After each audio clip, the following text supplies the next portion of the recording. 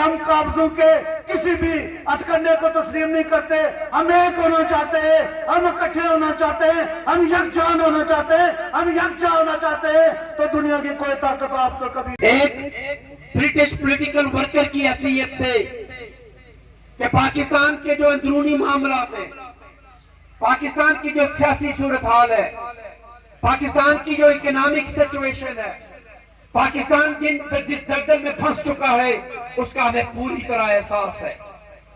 ایک مضبوط پاکستان کشمیریوں کے لیے ضروری ہے. معاشی طور پر, سیاسی طور پر ایک سٹیبل پاکستان کشمیریوں کی خواہشوں اور مرضیوں ہماری مدد نہیں کرے گا. ذاتی طور پر ان کے ممبران پارلیمنٹ, ان کے یورپین ممبران کے پارلیمنٹ یا ان کے کونسلر تو ہمارے موقف کی حمایت کرتے ہیں, لیکن برطانیہ سے ملک کیوں مداخلت کرے گا؟ ان کا موقف یہ ہے کہ ہندوستان اور پاکستان کا اندرونی معاملہ ہے, کیونکہ کیس دونوں کی طرف سے پیش کیا جا رہا ہے. ہمارا کوئی کیس نہیں ہے.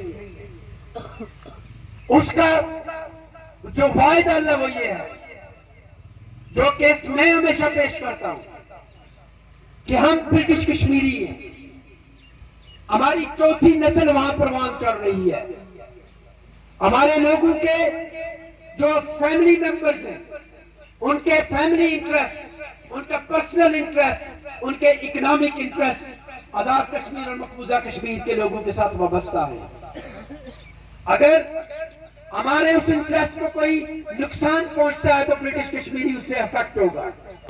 اگر آپ کو کوئی تکلیف ہوتی ہے تو اس کا دکھ مجھے ہوگا, اور میرے دکھ کا مداوع کون کرے گا؟ وہ برطانیہ کرے گا, جہاں کا میں شہری ہوں. دوسری بات یہ ہے کہ یورپی یونین سے نکلنے کے بعد برطانیہ 500 ملین لوگوں کی مارکیٹ سے باہر نکلا ہے. اس کا ایک معاشی انٹرسٹ ہے, اور برطانیہ کی نیشنل پالیسی یہ ہے کہ وہ ہندوستان کے ساتھ ٹریڈ کرنا چاہتا ہے. ہندوستان کو دنیا کی چوتھی یا پانچویں گروئنگ اکانومی کے طور پر دیکھا جاتا ہے. آج کی دنیا کا جو انٹرسٹ ہے وہ پیسہ ہے, وہ ٹریڈ ہے, وہ انویسٹمنٹ ہے. اور ہمارا موقع برطانیہ کے اندر یہ ہے کہ برطانیہ کے نیشنل انٹرسٹ میں اگر ہندوستان کے ساتھ ٹریڈ ہے تو ہم اس کی حمایت کرتے ہیں, لیکن اب ہم نے اپنی جو انویسٹمنٹ ہے برطانیہ کی, ہماری جو ملٹی نیشنل کمپنیز ہیں, ہم نے ان کے مفادات کو بھی پروٹیکٹ کرنا ہے. اور جہاں کشمیر کا ایشو ہوگا تو ایٹمی طاقتوں کے درمیان جنگ کا خطرہ ہوگا, بارڈرز پر کلنگز ہو رہی ہوگی, معصوم کشمیریوں کے بیسک رائٹس کو سلب کیا جا رہا ہوگا, اور ہندوستان کی 7 لاکھ افواج مقبوضہ کشمیر میں ہوں گی. تو مجھے بتائیے کہ یہ 24/7 جنگ کا خطرہ ہے. ان خطرات میں برطانوی انویسٹمنٹ کو لے کر کس طرح وہاں لے جا سکتے ہیں اور کس طرح پروٹیکٹ کر سکتے ہیں؟ یہ وہ نکتا ہے جس پہ وہ وہاں کے جو پالیسی میکرز ہیں وہ سوچ رہے ہیں. لیکن وہ کیا چاہتے ہیں ہم سے؟ ہم سے صرف یہ چاہتے ہیں کہ ہمارا موقف ایک ہو, ہمارا کیس ایک ہو, ہمارا مسئلہ ایک ہو, جس کے ساتھ دیکھنا چاہتے ہیں. لیکن اس کو بچانے کا طریقہ جو ہے, اور بین الاقوامی طور پر ہندوستان جو پاکستان کو توڑنے کی باتیں کر رہا ہے, یا وہ ممالک, وہ اسٹیبلشمنٹ جو پاکستان کو کمزور کرنا چاہتے ہیں, ان کو اگر ٹیکل کرنا ہے اور اپنے معاملات پر توجہ دینی ہے تو اس کا ایک ہی طریقہ ہے. اس کا طریقہ یہ ہے کہ کشمیریوں پہ اعتماد کیا جائے, کشمیریوں کی قیادت کو تسلیم کیا جائے. مظفر آباد کے اقتدار میں میرا کوئی بھی نظریاتی طور پر ہمان شخص نہیں بیٹھتا, لیکن ایک کشمیری کی حیثیت سے میرا موقف ہے کہ آزاد کشمیر کا وزیر اعظم جس بھی پارٹی سے ہو, آزاد کشمیر کا صدر جس بھی پارٹی سے ہو, ان کو ریاست کے لیڈر کے طور پر تسلیم کر کے انہیں یہ اختیار دو کہ وہ کشمیری کی بین الاقوامی طور پر نمائندگی کرے. ہے حق ہمارا, آزادی, ہے حق ہمارا, آزادی, ہم چھین کے لیں گے, آزادی, ہم چھین کے لیں گے, آزادی, اگر وہ نہ دے گا آزادی, ہم چھین کے لیں گے, آزادی, اس بار بھی لیں گے, آزادی, اس بار بھی لیں گے, آزادی, اس بار بھی لیں گے. آزادی. آزاد کشمیر کی قیادت کی لمیٹیشن ہو سکتی ہے, بین الاقوامی طور پر ہماری لیڈرشپ کو सफारतकारी के लिए शायद तैयार नहीं किया गया है, डिप्लोमेटिक उनकी एक्सपर्टीज नहीं हो सकती, लेकिन मैं पूरे एतमाद के साथ आपको बताना चाहता हूं कि बरतानिया के अंदर कश्मीरियों की पूरी नस्ल मौजूद है, जो न सिर्फ बरतानवी पार्लियामेंट के अंदर बल्कि किसी भी इंटरनेशनल इंस्टीट्यूशन में जाकर कश्मीरियों का केस इनसे बेहतर तरीके से लड़ सकते हैं। मैंने सदर रियासत को पिछले दौरे पर यह ऑफर भी की है, जनाब बैरिस्टर सुल्तान महमूद साहब, आप सदर इस रियासत के, हम बैरून मुल्क कश्मीरी आपकी कुव्वत बनकर कश्मीर की आजादी का केस लड़ना चाहते हैं। आप कश्मीरियों को इकट्ठा करें, आप पर वजीर आजम आजाद कश्मीर ये जिम्मेदारी लें कि हमने रियासत का केस लड़ना है, और उसकी शर्त सिर्फ ये है, 2 निकात होने चाहिए। पहला नुक्ता कि तकसीम कश्मीर नामंजूर होगी, दूसरा नुक्ता कि कश्मीरियों को unconditional right of self determination के लिए तमाम कश्मीरी इकट्ठे हैं।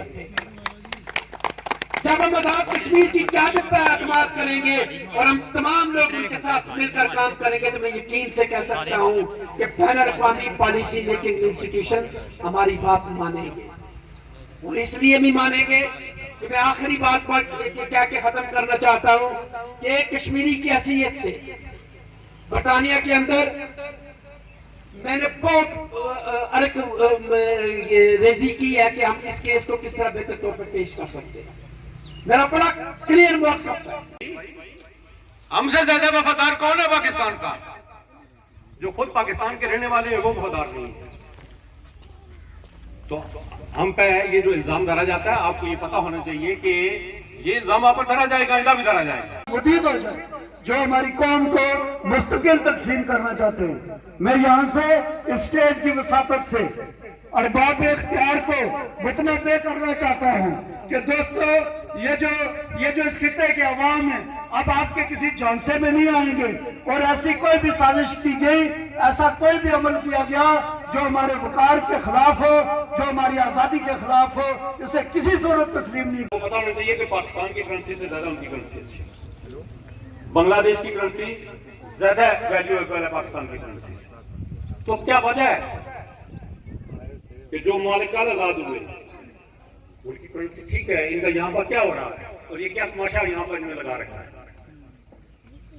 फिर आप में से बहुत सारे लोगों को ये पता होगा कि पाकिस्तान के अंदर पाकिस्तानी सरजमीन के खिलाफ जासूसी के इल्जाम में सालबोशन को एक जो कर्नल हाजिर सर्विस है इंडियन आर्मी का, उसको इन्हें अरेस्ट किया और उसका केस इंटरनेशनल हिंदुस्तान जो है वो लड़ रहा है, और इन्होंने रंगे हाथों पकड़ने के बाद उसके इख्तिलाफात को खत्म करके हमने यकजा और एक जान बनना है। हमने एक कश्मीरी होने का हक अदा करना है और मिलजुल कर इस आजादी, कश्मीर की आजादी की जंग लड़नी है। हमारा रास्ता इत्तेफाक और इत्तेहाद का रास्ता है, एहसार का रास्ता है, और अल्लाह ताला की जात में फना करने का रास्ता है। यह दुनिया की कोई भी ताकत हमारी किसी जगह पर कोई रुकावट नहीं बन सकती। और आखिर में मैं तमाम अहबाब का शुक्रिया अदा करता हूँ जिन्होंने अपना कीमती वक्त हमारी वहदत कश्मीर कॉन्फ्रेंस को दिया, हमारे कश्मीर फ्रीडम मूवमेंट के कायदीन को सुना, और इस उम्मीद के साथ आपसे इजाजत चाहता हूँ कि जरूर हमारे कायदीन की बातों ने आपके ज़मीर को झंझोड़ा होगा। वस्सलाम।